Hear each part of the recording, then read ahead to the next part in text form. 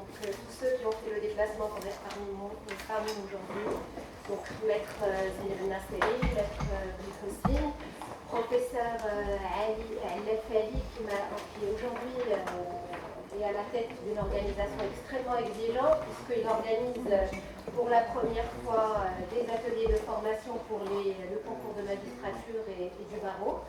Et donc, il a quand même tenu à partager avec nous son expérience et son expertise.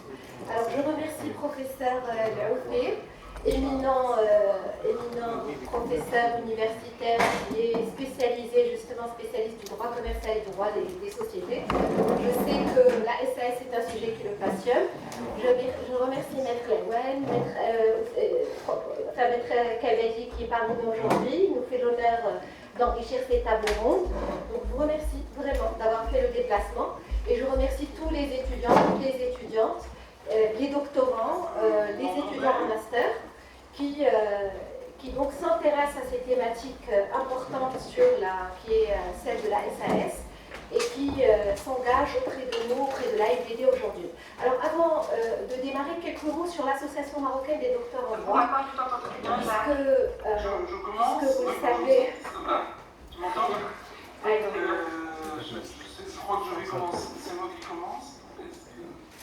Alors, j'attends le feu vert. Avoir l'image des intervenants qui prennent la parole. C'est bon? Donc, je souhaite la bienvenue, bien sûr, au doyen Mestre, qui est le président d'honneur de l'AFDD, et qui me fait le plaisir et l'extrême honneur d'être parmi nous aujourd'hui. Donc, je leur remercie vivement. Je remercie Maître Jean-Louis Perrin, qui intervient donc à partir de Paris, qui est le spécialiste de référence sur la SAS. Donc, il a coécrit un ouvrage qui fait autorité sur cette forme sociale. Il s'intéresse, il fait des travaux de recherche très importants sur donc, cette structure sociale, et donc on va l'écouter avec beaucoup d'attention, d'autant plus qu'il va utiliser donc, toute l'expérience législative et pratique française pour éclairer donc, la société par action, la nouvelle société par action simplifiée, donc version marocaine. Donc on va les écouter avec beaucoup d'intérêt et de plaisir. Comme je vous le disais, quelques mots sur l'AFDD. Donc, c'est la première conférence de l'AFDD, toute récente, qui a été créée donc, en juin 2022.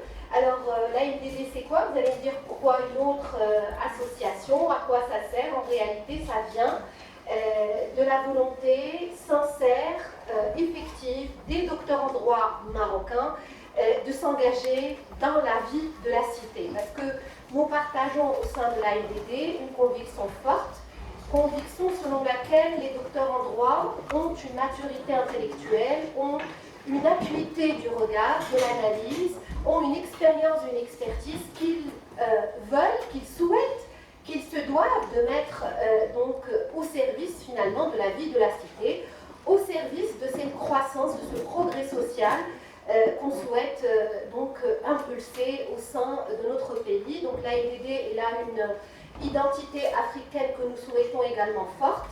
On souhaite s'engager pleinement dans la vie intellectuelle des économies africaines, et on se propose au cours de cette année de lancer des événements de recherche, de rencontres scientifiques autour justement des sujets juridiques qui sont d'intérêt commun en ce qui concerne les économies africaines émergentes. Donc voilà, merci à tous les membres du bureau, merci donc au doyen Khalid Bacha qui est également président d'honneur de l'AFDD. Merci encore une fois, cher Jacques, d'être parmi nous et d'intervenir donc sur ce sujet qui intéresse beaucoup les praticiens et les chercheurs, qui est donc la Société par Action Simplifiée. Donc je vous propose d'organiser les interventions d'abord en écoutant Maître Perrin, donc qui va également exposer des diapositives par rapport à la SAS. Ensuite, la parole sera donnée à professeur Fali Hilal, et ensuite donc Maître Bilfossine et Maître Zineb Nasseri. Alors tous les étudiants, les étudiantes qui souhaitent interagir, qui souhaitent poser des questions, je vous propose de réserver donc la dernière partie de cette journée d'études à l'échange justement avec les intervenants. Je vous remercie pour votre écoute parole, cher Jacques. Merci infiniment, chère Selma. C'est pour moi, au nom de l'Association française des docteurs en droit, un très grand honneur et en même temps un très grand plaisir de vous rejoindre ce matin dans cette université de Rabat, où vous nous avez merveilleusement accueillis il y a quelques mois à l'occasion de colloques passionnants qui avaient réfléchi, là aussi sur un thème particulièrement intéressant, sur la conciliation entre le développement économique et le développement durable. Et à cette occasion, la FDD avait été effectivement particulièrement heureuse de pouvoir accompagner la naissance de la jeune association marocaine des docteurs en droit. Et je suis très heureux, chers collègues Selma Lassani Ismaï, que vous ayez pris cette initiative, parce que je pense effectivement que, comme vous l'avez très bien dit, les docteurs en droit ont un rôle important à jouer, et un rôle de progrès social, d'une participation effective à la vie de la cité. Et très rapidement, nos deux associations se sont retrouvées, je dirais, immédiatement sur la même longueur d'onde, sur la même approche du doctorat et plus généralement sur la même approche du rôle des juristes. Et donc c'est pour moi un très très grand plaisir aujourd'hui de pouvoir, à travers cette visioconférence, participer à cette première manifestation publique de votre association. Et la FDD est présente à travers moi, elle est aussi à travers Sandy Lacroix de Souza, qui est en charge de beaucoup de choses au sein de notre association. Et donc c'est vraiment pour nous un très grand plaisir de vous rejoindre et de travailler ensemble de manière très concrète sur un thème qui est également d'une très grande actualité, puisque c'est la société par action simplifiée, qui est un mode sociétaire que le droit marocain connaît et que le droit français connaît depuis maintenant près d'une trentaine d'années. Maître Perrin va naturellement vous en dire beaucoup plus, mais c'est vrai que pour un universitaire comme moi qui s'intéresse depuis longtemps au droit des sociétés, c'est quand même extraordinairement intéressant d'observer combien cette forme sociétaire récente, qui venait directement en concurrence avec la société à responsabilité limitée, avec la société anonyme, avec la société en non collectif, donc avec des types sociétaires que le droit français connaissait depuis des siècles, eh bien, a immédiatement connu un grand succès et est devenu incontestablement aujourd'hui la forme sociétaire la plus pratiquée. Je crois qu'à l'heure actuelle encore, il y a un peu plus de SARL en France qu'il n'y a de SAS, mais je crois qu'il y a quand même 1 200 000 SAS, et au rythme de constitution de cette forme sociétaire, il est clair que très rapidement, elle va devenir quantitativement la première forme sociétaire. Donc pourquoi la SAS a-t-elle autant de succès en France?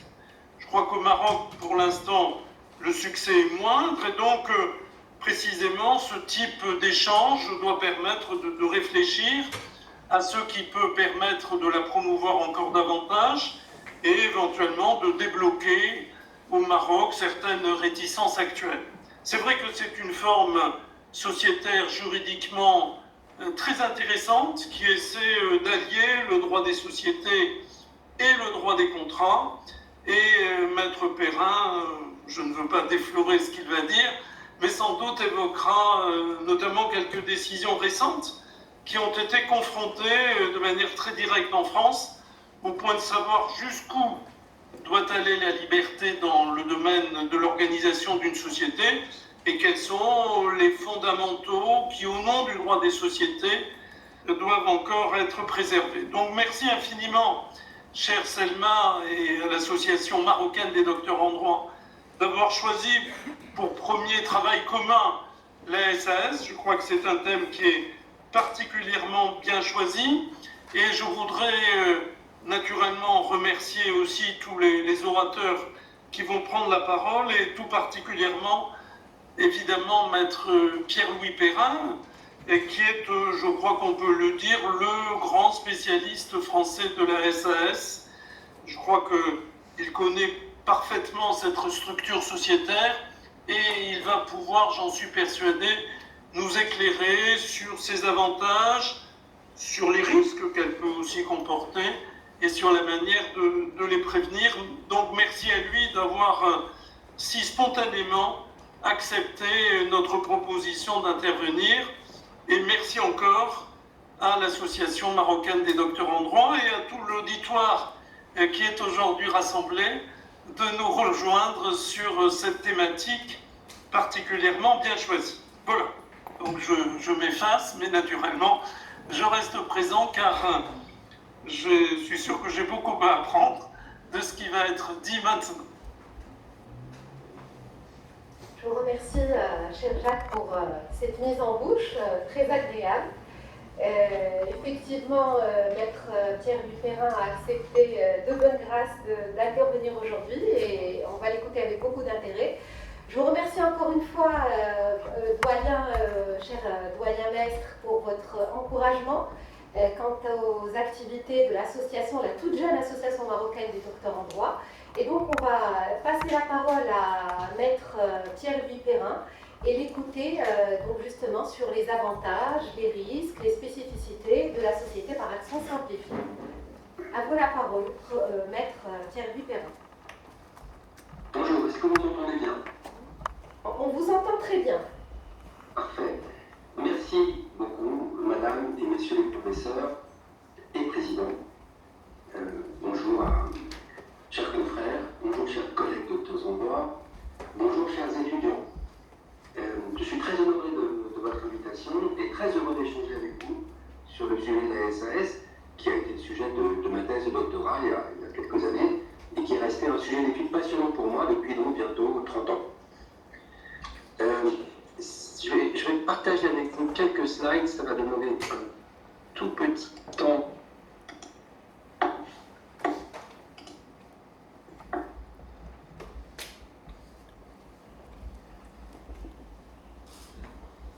Donc je vous prie de m'excuser.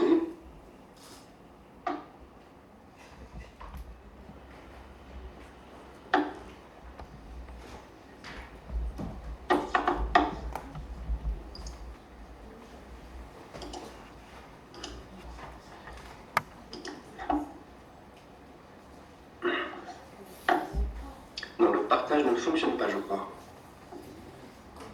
Est-ce que vous pouvez me confirmer que vous ne voyez pas les slides? Maître Perrin, le partage fonctionne. Je vous suggère, si vous le voulez bien, de configurer votre écran en plein écran.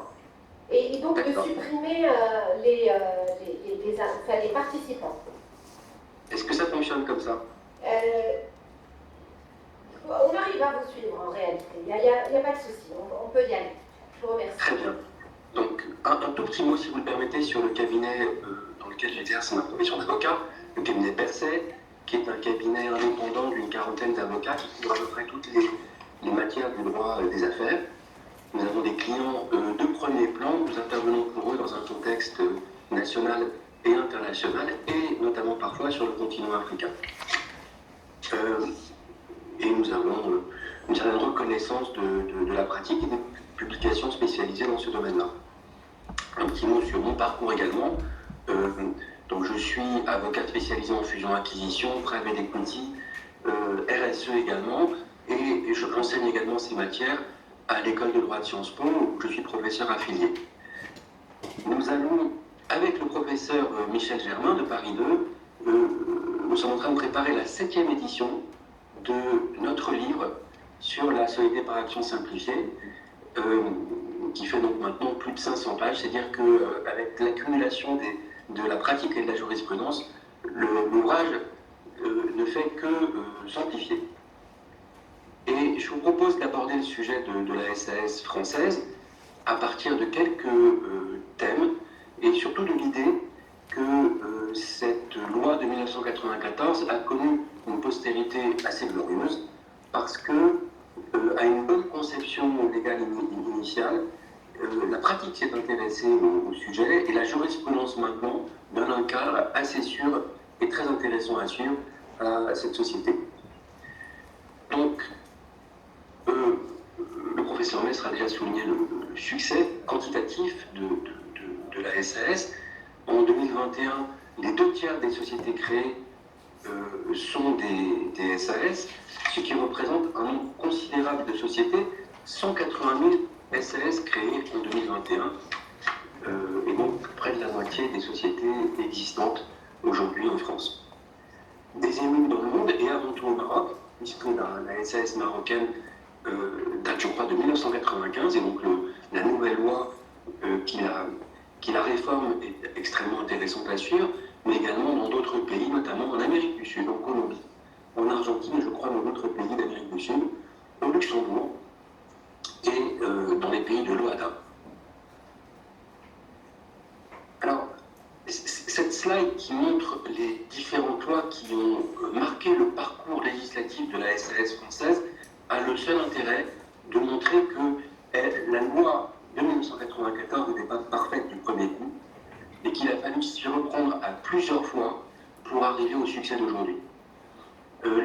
C'est en 1999 que la SAS a été ouverte à tous les types d'utilisateurs, ce qui a permis de franchir un premier palier et de dépasser la société anonyme. Et puis la loi de 2008, en supprimant certaines contraintes, lui a permis un nouveau pas dans le succès, et elle est devenue à ce moment-là ce qu'on a appelé la bonne à tout faire du droit des sociétés françaises. Et donc le succès vient marquer cette conception heureuse. Cette conception, elle est fondée sur quelques principes très clairs et très simples.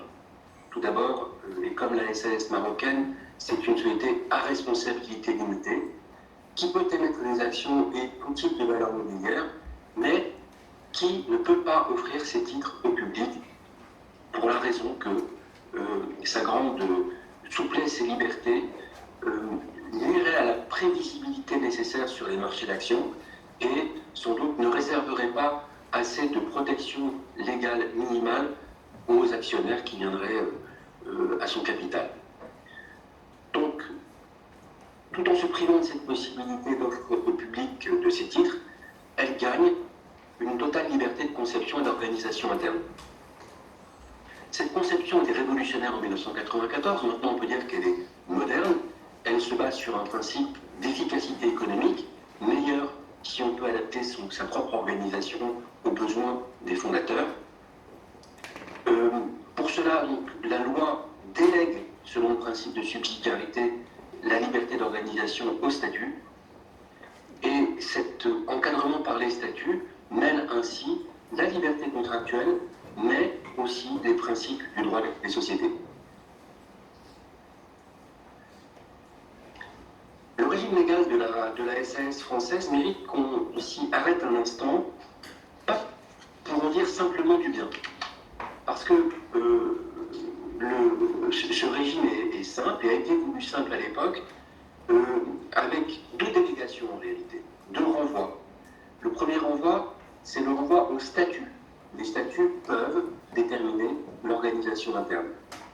Mais ça vaut pour l'organisation interne, ça ne vaut pas pour tout le substrat, pour tout le cadre juridique des sociétés par action.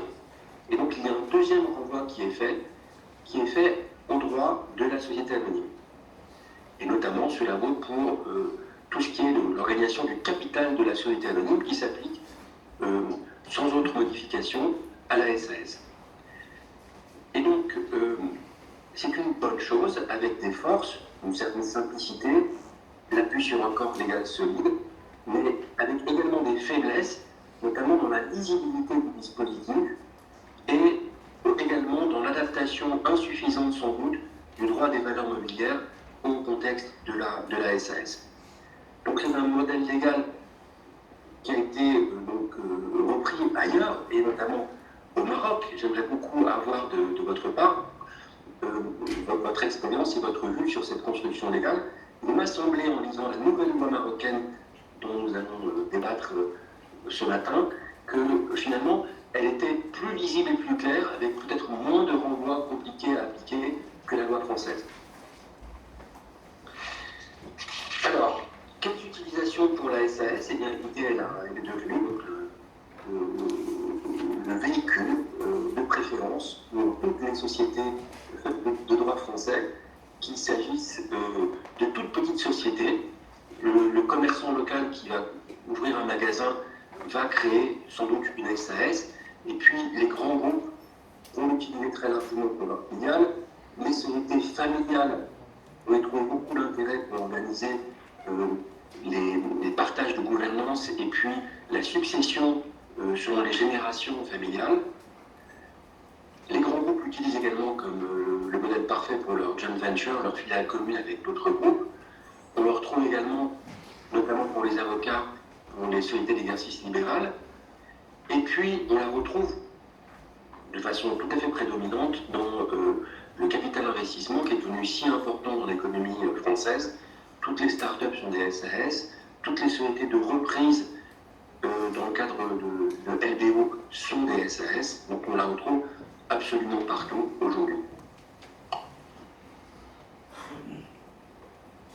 Maintenant, on va rentrer dans ce que j'ai pensé le plus intéressant à vous présenter ce matin, c'est-à-dire la dialectique entre la pratique et la jurisprudence, qui fait que la SAS est un objet un petit peu à part en droit des sociétés français et même en droit français. Et je vous livre cette idée peut-être un peu iconoclaste, c'est un peu notre common law à nous, fondé sur peu de règles écrites, un développement par la pratique et le contrôle, bien sûr, des juges. Et donc il est très intéressant de voir comment sur certains sujets, la pratique a pris certaines positions, parfois au-delà peut-être de ce qui était permis, comment la jurisprudence a réagi et comment la pratique ensuite adapte ces solutions. Ce que je vous présente, si vous le voulez bien, avec quelques thèmes tirés de la jurisprudence française. Et donc le premier point, c'est que la Cour de cassation a jugé utile de rappeler qu'on ne pouvait pas priver un associé de société quelconque de son droit de vote si la loi ne le permet pas expressément. En l'occurrence, la loi sur la SAS ne prévoit pas de suppression du droit de vote, et donc les statuts qui parfois s'aventurent à le prévoir se font sanctionner. Donc il y a cet arrêt de 2007 qui l'a rappelé. C'est un manque, et c'est dommage d'une certaine façon, parce que, par exemple, imaginez des situations de conflit d'intérêts, de vote des associés sur les conventions réglementées entre la société et ses dirigeants ou associés, eh bien, on ne peut pas priver l'associé du droit de voter, même sur les conventions qui le concernent directement. Alors, quelles sont les solutions de la pratique?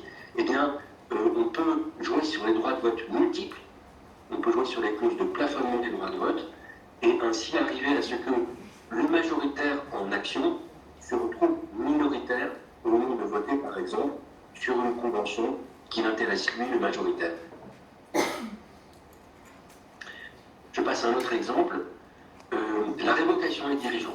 Alors ça, c'est le domaine qui a donné lieu à la jurisprudence la plus foisonnante dans l'histoire de la SAS, et donc on a tous les ans des dizaines d'arrêts qui traitent des modalités de révocation et qui font toujours bien le partage entre la juste application de ce que les statuts prévoient, et donc il faut bien dans les statuts prévoir ce qui va se passer.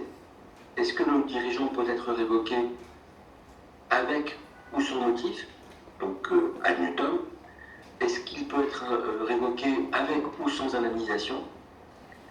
Donc cela, la jurisprudence respecte de façon très claire ce qui a été prévu dans les statuts et les conventions entre la société et les dirigeants. Mais elle a pris garde également d'éviter des abus dans la procédure de révocation, et notamment donc il faut donner une certaine place à un échange de vues entre le dirigeant et les associés, ou en tout cas avec l'organe qui va pouvoir décider de la révocation, et il faudra éviter également toute brutalité, tout abus donc, dans la procédure de révocation, qui néanmoins sera prise parce que c'est une SAS, avec toute la souplesse qui sera prévue dans les statuts.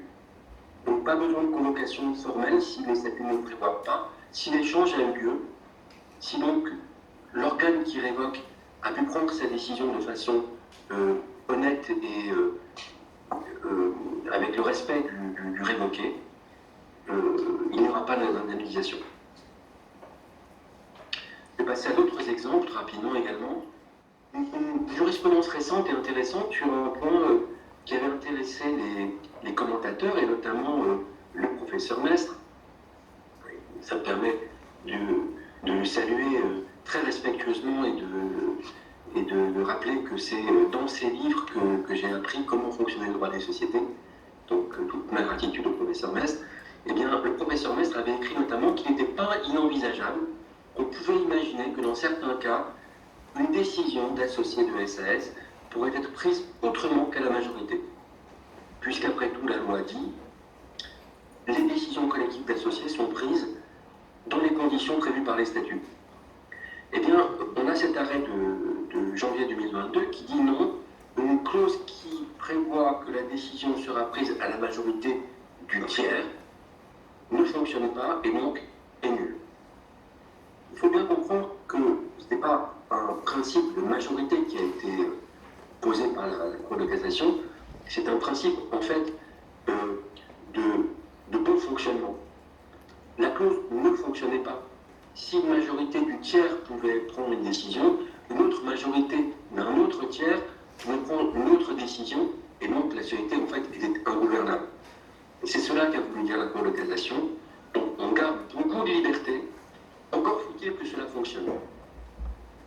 Et donc comment la pratique va-t-elle utiliser cette liberté? Eh bien, encore une fois avec des droits de vote multiples, avec des droits de veto, avec des clauses de majorité renforcées selon les types de décision, qui permettront aux minoritaires d'avoir des droits très importants, et en réalité des droits plus importants que ce qu'on peut trouver dans la société anonyme ou dans la SARL classique.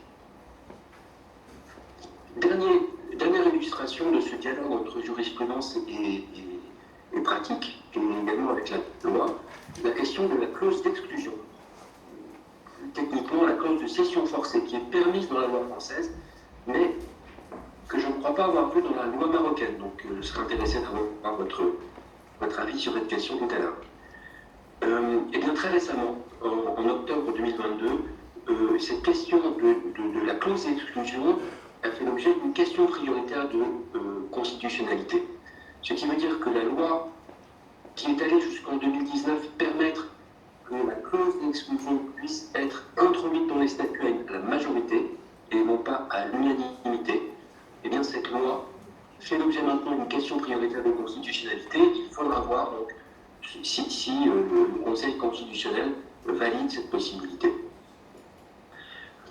Au niveau de la pratique, ces clauses de cession forcée sont très utilisées, extrêmement utiles, et donc on compte bien qu'elles puissent être maintenues à la majorité ou à l'unanimité.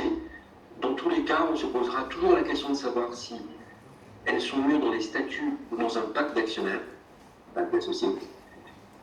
Et dans tous les cas, on fera attention, je pense, à quelques marqueurs très importants qui pourraient être critiquables, notamment si on n'avait pas un juste prix, que ce soit un prix négocié fixé dans les statuts ou un prix fixé par expert. Et à bien définir également les conditions d'exercice et la procédure de rachat, qui sont là vraiment l'art du praticien, pour ne pas avoir d'erreur dans les statuts, dans le pacte, qui va permettre la cession forcée. Je voudrais présenter, peut-être en réduisant à un seul exemple, une dialectique intéressante, c'est-à-dire le contrôle des juges sur l'organisation du contrôle par les SAS. Parce que la grande souplesse du droit de la SAS a donné des idées à certains pour qu'en quelque sorte le contrôle exprimé de façon très simple par la détention de la majorité puisse finalement être adapté de sorte, d'une certaine façon, à dissimuler le contrôle ou la prise de contrôle. Et donc on a quelques arrêts très intéressants en jurisprudence française sur ce thème-là. J'en cite un, donc un arrêt de juridiction civile de 2013, la Cour de cassation. C'était une circonstance assez amusante entre un magasin de bricolage qui avait l'enseigne de Monsieur Bricolage, un grand groupe de bricolage français, mais qui était détenu et exploité par des individus qui en avaient le contrôle. Et ces personnes ont voulu se rallier à un autre grand groupe de bricolage, une autre enseigne, Bricorama en l'occurrence, et pour cela, ils ont vendu à Bricorama non pas le contrôle, non pas la majorité, mais simplement 49% de leur société. Simplement, ils leur donnaient 49% et des droits exorbitants, des droits très forts, qui lui permettaient de révoquer notamment le président. Alors, les juges ont regardé ce montage et ont dit vous avez dissimulé en réalité une prise de contrôle, un changement de contrôle, au détriment du premier groupe, Monsieur Bricolage, qui avait des droits dans ce cas-là, et donc il y a une fraude, et donc une annulation du montage qui avait pour dessein de dissimuler le changement de contrôle. Donc vous voyez, trop d'habileté praticienne peut nuire, peut ne pas fonctionner, et donc être sanctionné par les juges, ce qui en l'occurrence était parfaitement logique et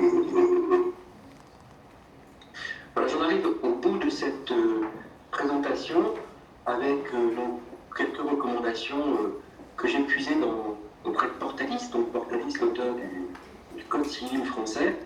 Donc en écrivant le Code civil, il avait dit le grand art est de tout simplifier en prévoyant tout. Donc je voulais juste de la facilité de l'exercice. Même appliquer à des statuts de SAS, ça n'est pas si facile, mais bien sûr la pratique, les modèles, les échanges qu'on peut avoir entre confrères, le regard de la jurisprudence et des professeurs nous aident à faire de la SAS, donc le succès qu'elle mérite pour les dirigeants et fondateurs qui veulent créer de telles sociétés. Voilà, dans mes slides qui vous seront diffusés ou qui ont été diffusés, je cite également d'autres jurisprudences et ouvrages de référence. Et je vous remercie vivement de votre attention. Et maintenant, je vais rester très attentif à vos échanges sur la SAS de droit marocain. Merci beaucoup, Maître Perrin, pour ces éclairages fondamentaux pour la compréhension de la société par action simplifiée. Alors, je retiens des idées clés, notamment la bonne au fer. Je pense que c'est une expression qui va marquer l'esprit des étudiants. Et je retiens également une deuxième idée qui rejoint d'ailleurs la première, qui est le fait que la SAS constituerait pour le droit français une sorte de common law. Effectivement, et c'est ça ce qui est intéressant par rapport à la SAS, que d'ailleurs Palusso traitait justement qualifié de Big Bang du droit des sociétés, parce que justement la SAS change la manière de faire à laquelle on s'était habitué en matière de droit des sociétés, notamment dans la tradition du droit français, sur lequel on sait que le droit marocain est extrêmement attentif à l'évolution du droit français. On s'inspire énormément des textes législatifs français, en particulier en matière de droit des sociétés, droit des affaires, et donc il était considéré comme un droit minutieux, tatillon, à la limite de la rigidité. Alors, avec la société par action simplifiée, on retrouve justement ce qu'on critiquait, le manque qu'on critiquait, qui est le manque de souplesse, la rigidité. Donc, on retrouve une flexibilité, une souplesse, une capacité finalement à s'adapter aux besoins, à l'état vital, j'allais dire, des acteurs économiques. Et donc, c'est ce qui est très appréciable. Et ça tombe, j'allais dire que la pertinence de la SAS est redoublée aujourd'hui, puisqu'on est extrêmement engagé, les pouvoirs publics sont extrêmement engagés dans une action de promotion de l'investissement. Et on sait combien l'investisseur et les investisseurs étrangers sont soucieux de trouver dans le droit des véhicules juridiques qui soient à la fois sécurisants et en même temps suffisamment flexibles pour s'adapter donc à leurs besoins. Donc je vous remercie encore une fois. J'invite les étudiants qui vous suivent avec attention à interagir par la suite avec vous, à vous poser les questions qui les ont interpellés. Et donc, je souhaite la bienvenue aux participants membres de l'Association française des docteurs en droit. Je pense qu'il y en a quelques-uns avec nous, donc je suis très heureuse de les retrouver, même à distance. Et donc, je donne la parole à professeur Elal Fali, qui est professeur donc à la faculté de droit privé, à la faculté de Rabat-el-Tel, et qui est chef de département du droit privé. À vous la parole, cher confrère.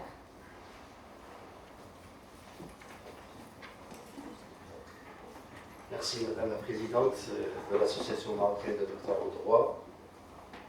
Chers collègues, cher Monsieur Jacques Mestre, doyen honoraire, président de la FDD, Maître Pierre-Louis Perrin, Maître Zineb Nassiri, Maître Ayoub Hussein, chers collègues, chers étudiants et étudiantes.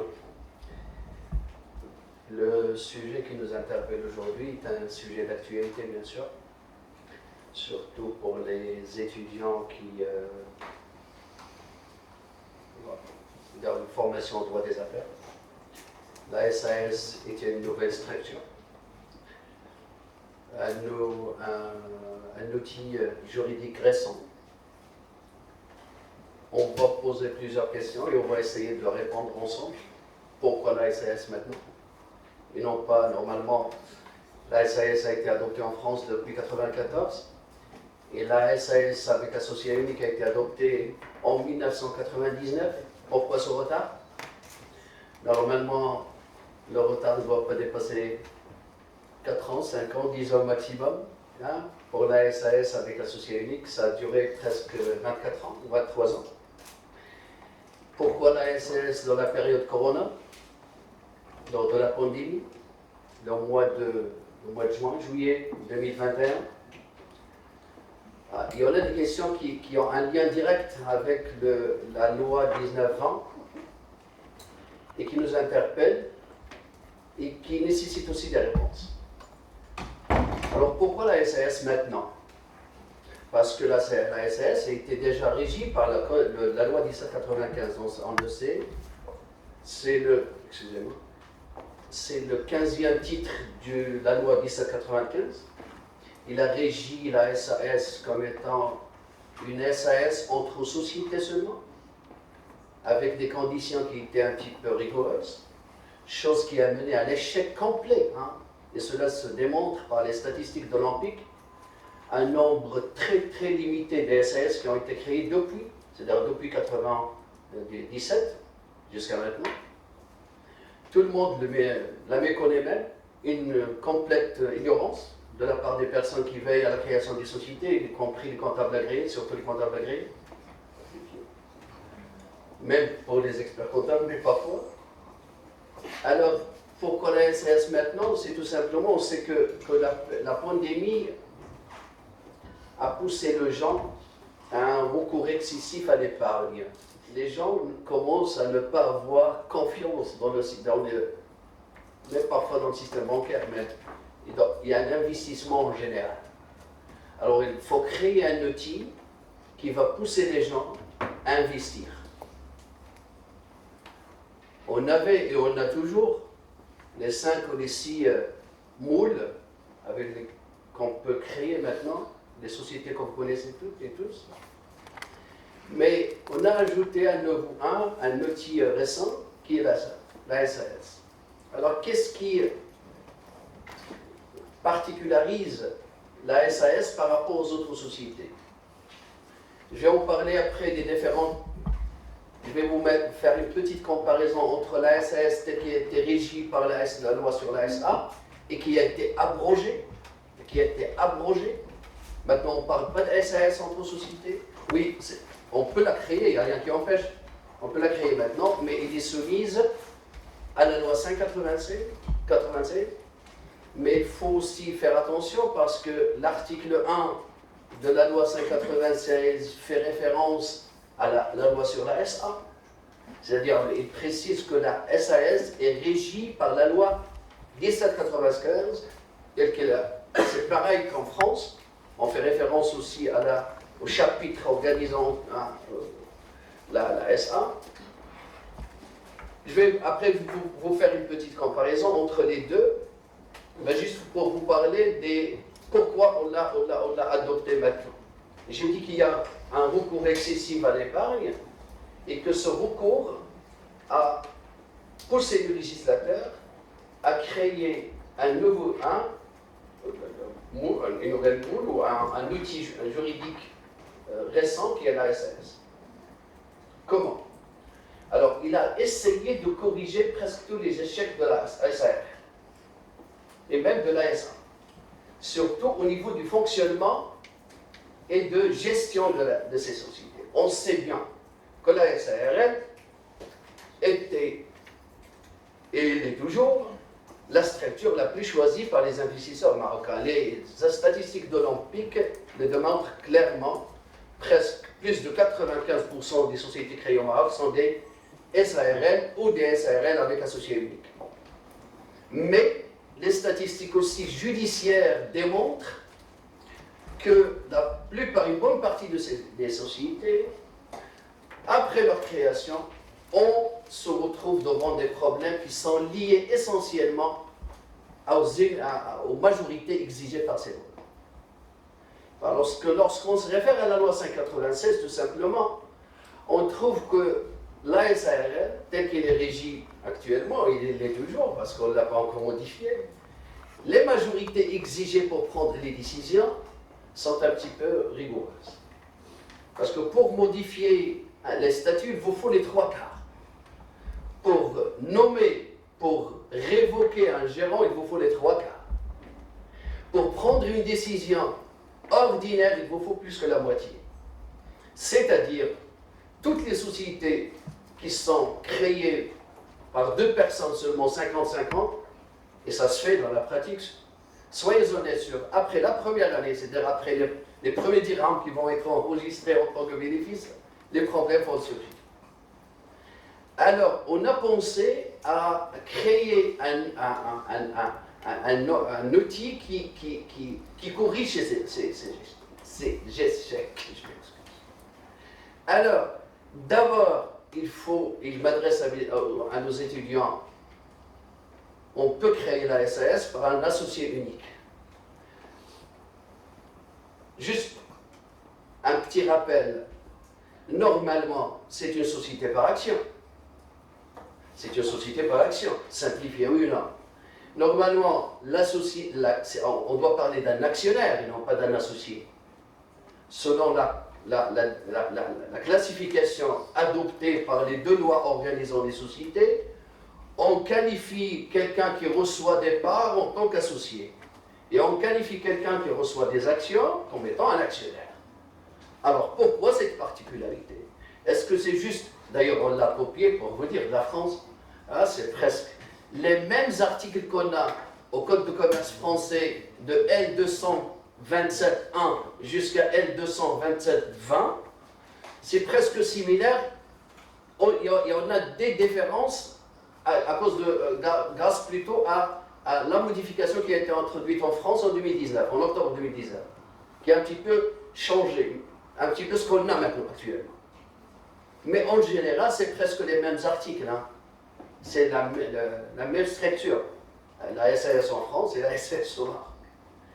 Alors, j'ai dit que pourquoi on a qualifié la personne qui crée cette catégorie de société en tant qu'associé.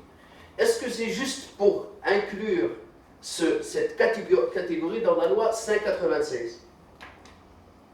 Parce qu'on l'a pris de la loi 1795 et on a abrogé le 15e titre et on l'a intégré dans la loi 596 qui est censé normalement régir uniquement les sociétés de personnes, qui est censé.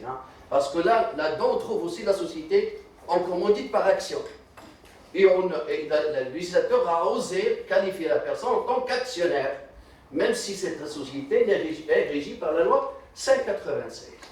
Alors pourquoi il a changé de stratégie lorsqu'il a voulu organiser la SAS? Juste pour vous dire aux investisseurs, aux personnes qui désirent créer cette catégorie de société, que bien on est devant une société par action, mais qu'on va l'habiller d'une manière à ce qu'il ressemble à une société de personnes. Chose qu'il a fait. Parce que si on lit les différents articles, à partir de l'article 43.1, parce que s'il vous plaît, juste pour nos étudiants, on l'a inséré après la société en commandite. Société en nom collectif, société en commandite simple, société en commandite par action. Et dans le titre 3 bis, à partir de l'article 43.1, on a inséré la SAS. La SAS de 43.1 à 43.15. Très bien. Alors, on a cherché un habit juridique qui ressemble un petit peu aux sociétés de personnes. Et on a essayé par tous les prix. D'abord, on a qualifié la personne en tant qu'associé, alors que lui est un actionnaire. 2. Contrairement aux sociétés anonymes, dont les sociétés doivent normalement respecter un capital minimum, pour la SAS, pas de capital minimum. Il y a une libération de capital. C'est-à-dire que vous avez le choix, messieurs les réticents, messieurs que vous avez, ou mesdames, que vous avez de l'argent et que vous ne voulez pas investir, je vais vous proposer un outil qui répond à vos attentes. Retenez bien que la première fois au Maroc, qu'on qualifie la personne qui gère comme étant président et non pas gérant. Parce que cela répond aussi à une intention qui est subjective, personnelle. Parce que s'il vous plaît, on est tous des Marocains et on sait bien que lorsque vous dites qu'à quelqu'un vous êtes qui, il va vous répondre gérant, il va vous dire mais c'est qui mon chi? C'est qui est votre patron? Vous n'êtes qu'un gérant. Alors pour répondre à cela, le législateur a qualifié la personne non pas en mettant un gérant, mais en tant que président. Ah monsieur, vous allez créer une société dans laquelle vous serez le président. Cette notion de président. Qui est son patron? Qui n'a pas de patron. Qui n'a pas de patron. Parce que lorsqu'on dit, nous les Marocains, quelqu'un, un tarraïs, vous êtes le président, il n'y a pas de question qui va venir après. Vous êtes le maître de la boîte. C'est vous qui gère et vous êtes le propriétaire. Alors que cette notion, on ne doit pas l'utiliser en droit de société. Parce que même si on crée une SAS avec un associé unique, il ne s'agit pas d'un propriétaire, il s'agit seulement d'un actionnaire que la loi a qualifié en tant qu'associé. Très bien. Deuxième réponse, c'est d'abord, j'ai de l'argent, mais je ne veux pas m'associer avec d'autres personnes. On avait la SRL, oui, on avait la SRL, cette technique, on l'avait, on l'a encore, toujours.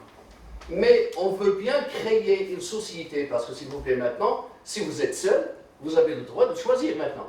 Vous n'aviez pas le choix avant. Avant 2021, vous n'aviez pas le choix. Ben, si vous voulez créer une société, tu n'as qu'à la SARLO, la SARL avec associé unique. Maintenant, tu as le choix entre une SARL, une SARL avec associé unique et une SASU, SASU, telle qu'elle a été qualifiée par la loi, c'est-à-dire avec associé unique. Alors, messieurs, mesdames, que vous ne voulez pas s'associer avec d'autres, je vous autorise à créer une société unipersonnelle. C'est-à-dire qu'il n'y aura aucun qui va vous dire, qui va infliger ou que la loi va nécessiter son approbation, son accord pour prendre les décisions. Très bien.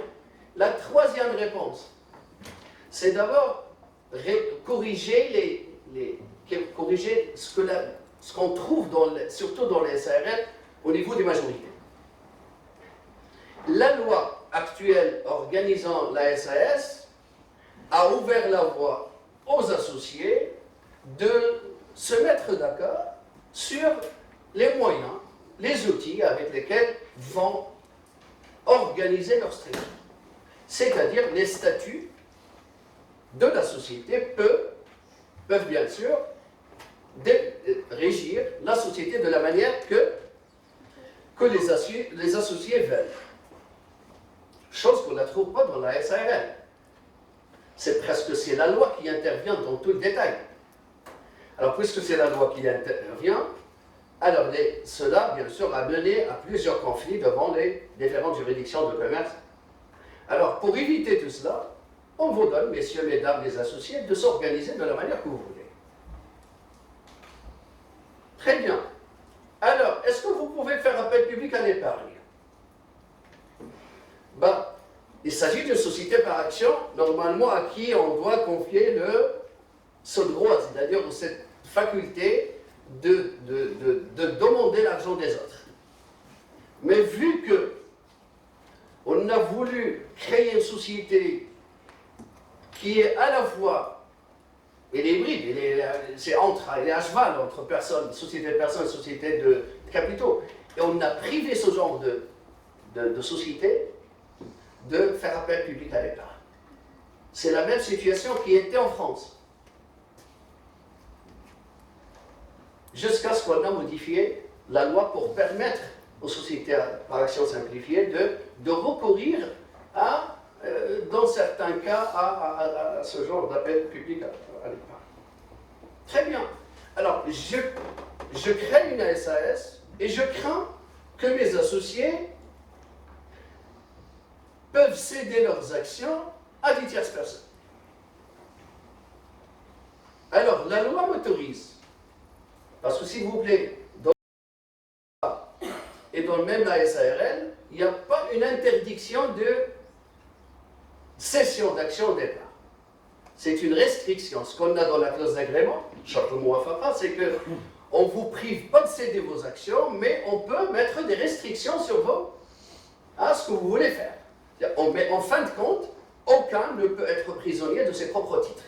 C'est-à-dire que vous auriez le droit de céder vos actions, soit à la personne que vous voulez, ou à la société même, et dans ce cas, on recourt à la technique de l'achat de la société de ses propres actions, ce qui mène à la réduction du capital.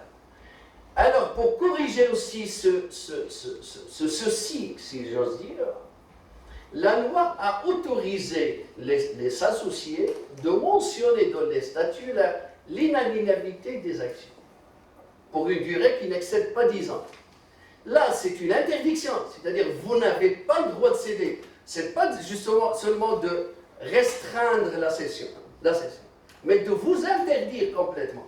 Pourquoi? Pour garder la société telle qu'elle est au moins 10 ans, si vous avez préféré de s'associer avec quelqu'un d'autre, parce que le problème ne va pas se poser si vous êtes seul. En tant qu'associé unique, le problème ne va pas se poser. Mais s'il s'agit de plusieurs associés, le problème peut se poser. Alors, je vous donne ce moyen avec lequel vous pouvez garder toujours la main sur la société et vous ne craignez rien. Quatrième ou cinquième réponse.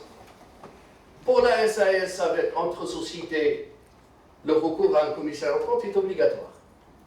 Chose pour vous dire que la plupart des sociétés ne le préfèrent pas. Pour vous dire, c'est un étranger qui va venir vérifier notre comptabilité et de nous dire est-ce qu'on a raison ou non. Est-ce qu'il est conforme à la loi 988 ou non. Et il peut même refuser la certification de notre comptabilité lorsqu'on doit la refaire. Alors, vous savez qu'au Maroc, le recours n'est obligatoire que dans la SA et dans la société, comme on dit, par action. Et on l'avait aussi au niveau de la SAS entre sociétés. C'est-à-dire la désignation d'un comptable, d'un commissaire au compte était obligatoire. Alors, qu'est-ce qu'on a fait pour la SAS, la nouvelle structure SAS? Parce que, s'il vous plaît, en langue française, la même abréviation, attention. Et vous pouvez trouver dans des ouvrages la SAS, c'est la SAS. Parce qu'en langue française, on dit Société anonyme simplifiée. Et maintenant, lorsqu'on a changé d'appellation en langue arabe, on dit Sharikat al-Ashum al-Mubassara. Et non pas Sharikat al-Musahama al-Mubassara. Juste en langue arabe, il y a une différence. Même en langue française, au niveau de l'abréviation, il n'y a pas de différence. C'est-à-dire en langue française, on avait la société anonyme simplifiée entre sociétés. Maintenant, on a une société par action simplifiée. Et si vous faites attention, la SAS, ça reste c'est la même abréviation, même exigée par la loi pour l'utiliser. Vous savez que même cette abréviation, vous devez absolument la mentionner après la dénomination sociale. Très bien. Alors, j'ai dit que maintenant, est-ce que le recours à ce commissaire au compte est obligatoire? Là, le problème s'est posé. Parce qu'il y avait une réticence, même des experts comptables. Elles ont voulu à tout prix à ce qu'il doit être obligatoire. Parce que c'est un chantier. Soyez honnêtes sûr que ce qu'on aura prochainement, c'est presque ce que les Français avaient. Parce qu'après la création de la SAS, il a pris la place de la SARL. En France, maintenant, il y a un nombre assez significatif. D'ailleurs, ça a été mentionné par le doyen, M. Jacques Mess, il a dit 1 200 000 SAS. Et le nombre de SAS créés annuellement est plus supérieur que les SARL. Pourquoi on ne l'a pas encore au Maroc? Tout simplement parce que les personnes qui interviennent dans la rédaction des statuts, surtout les comptables agréés, les experts comptables et ainsi de suite, n'ont pas encore, pour vous dire la vérité, toute l'idée claire sur les spécificités et sur même le modèle des statuts sur lesquels ils vont travailler. Et c'est pour cela jusqu'aujourd'hui, il y a un nombre très limité, après presque un an maintenant et quelques, un nombre très limité de création des SAS. Mais soyez honnêtes sûrs que lorsque l'information va circuler, et il y aura, parce que vous savez qu'une bonne partie des personnes qui interviennent dans la création de société travaillent par des modèles. C'est du copier-coller, pour vous dire. Alors ils doivent avoir d'abord des modèles de statut, sur lesquels ils vont travailler. Mais il faut aussi assurer une formation pour ces personnes-là, surtout les comptables agréés, pour vous dire. Parce que, très bien, c'est un autre sujet. Mais juste pour vous dire maintenant, le recours à notre commissaire aux comptes n'est pas obligatoire. Qu'est-ce qu'on a fait? Vous savez que pour les autres types de sociétés, le recours à ce commissaire est obligatoire lorsque le chiffre d'affaires dépasse 50 millions dirhams. Très bien. Alors, on avait deux courants au Maroc lorsqu'on était en train de discuter cette loi de 1920. Il y a un courant qui défend l'idée qu'on doit l'aligner avec la SARL et la société en nom collectif, c'est-à-dire que le recours ne soit que lorsque le chiffre d'affaires atteint les 50 millions de dirhams, et un autre courant qui défend l'idée qu'il doit être comme la SA, c'est-à-dire le recours dès le premier jour, sans prendre en considération le chiffre d'affaires. Très bien, alors la question était l'objet d'un débat, et débat de force même, et en fin de compte, qu'est-ce qu'on a fait? Alors on a dit que le recours n'est pas obligatoire, bien sûr, mais lorsque le chiffre d'affaires va atteindre un chiffre, qui va être fixé par un texte réglementaire. C'est-à-dire qu'on a renvoyé la question à un texte réglementaire qui n'est pas encore sorti jusqu'aujourd'hui. C'est ce qui retarde un petit peu, parce qu'il y a un risque pour les personnes, surtout pour les structures qui veulent créer des SAS, ils ont ce risque. D'un seul coup, ils peuvent se trouver à 10 millions de dirhams. Ils peuvent fixer ce chiffre à 10 millions de dirhams de chiffre d'affaires. Alors, leurs SAS seront concernés par la désignation d'un commissaire aux comptes, et pour vous dire, chose qui n'est pas du tout bien appréciée par pas mal de sociétés. Alors, un autre point, et je termine, Madame la Présidente, j'espère que... Un autre point, c'est que, s'il vous plaît, le problème qu'on a maintenant actuellement, c'est quoi? C'est que si je suis une SA ou une SARL, et je veux créer une filiale, j'ai le droit de créer une SARL, oui ou non? Avec associé unique, qui est moi. Oui ou non? J'ai le droit ou non? J'ai le droit. Une SARL peut créer 100 000 SARLO, hein? Il n'y a rien qui empêche. Mais qui a le droit de la gérer? Si on se réfère à la loi 196, la loi exige que le gérant soit une personne physique. Alors moi, en tant que société anonyme, que je veux créer une filiale, s'il vous plaît, qui va être indépendante, attention, parce que si on crée une société, bien sûr, il va devenir indépendant, mais je veux garder ma main sur la société. Je ne veux pas désigner quelqu'un d'autre en tant que gérant. C'est moi qui veux être la gérante. Et c'est moi qui aura la main sur toute la société, qui dirige pour alimenter, pour faire toutes les autres opérations. Alors, la SAS actuelle a autorisé les personnes morales à être présidentes de la société. C'est pour corriger aussi comment dirais-je, ce souci que plusieurs sociétés avaient. Très bien. Je crois que c'est tout. Et si vous avez des questions, alors on peut... Alors, je vous remercie vraiment très chaleureusement, professeur cher ami. Elle est toujours très intéressant de vous suivre.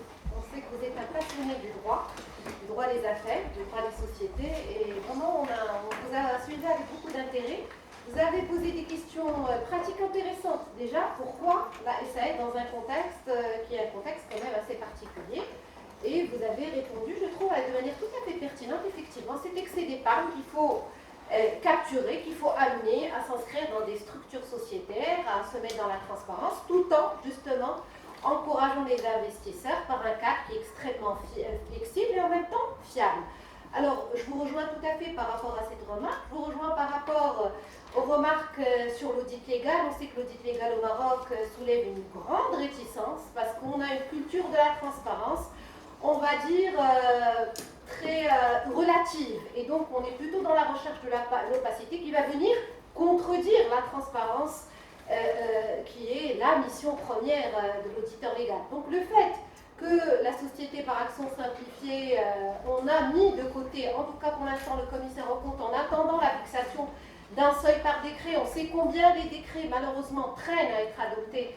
Au Maroc, on attend toujours le décret qui va fixer le statut notamment du syndic par rapport aux droits des entreprises en difficulté, un sujet d'intérêt que nous partageons avec le professeur Lefebvre. Donc, c'est vrai que tout ça crée une incertitude. Il y a, et je partage aussi cette opinion, une certitude sur le fait que cette société correspond à un besoin de la pratique et que donc il y a un succès à augurer très fort, mais il faut notamment que les conseils, que les experts comptables, que les comptables, que ceux qui accompagnent les entreprises, ceux qui accompagnent les acteurs économiques puissent justement s'emparer de cet outil. Et l'un des objectifs de cette journée d'études, justement, c'est de commencer à essayer de rendre intelligible donc cette forme sociale très intéressante. Alors, je vous remercie, professeur Fally. J'invite également les étudiants à inscrire toutes les questions qu'ils souhaitent poser.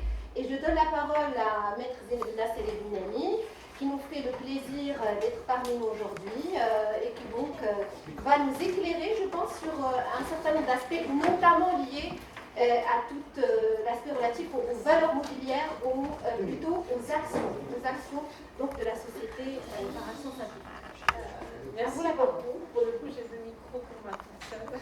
Merci. Là, c'est bon. Donc, je vais d'abord, je vous remercie de m'avoir invitée. Je suis très heureuse d'être parmi vous. Je suis très heureuse d'être parmi vous aujourd'hui, surtout que c'est un sujet d'actualité et c'est un sujet qui est extrêmement intéressant. Nous, en tant que praticiens, on est un frileux de ce sujet-là, d'une part parce que ça va nous permettre de faire un peu plus œuvre de créativité dans nos rédactions de statuts, dans nos rédactions de pactes associés. Et puis en plus, on attend avec impatience les premiers contentieux, les premières positions jurisprudentielles sur tout ce que la créativité des rédacteurs de statuts et de pactes va engendrer, sur voilà, tout ce que les nouveautés aujourd'hui, surtout avec les startups et avec tous les montages juridiques qu'on peut voir, va pouvoir engendrer. Donc, merci beaucoup d'avoir organisé cet atelier, cette table ronde. Merci de m'y avoir invité. J'ai écouté avec beaucoup d'intérêt tous les intervenants.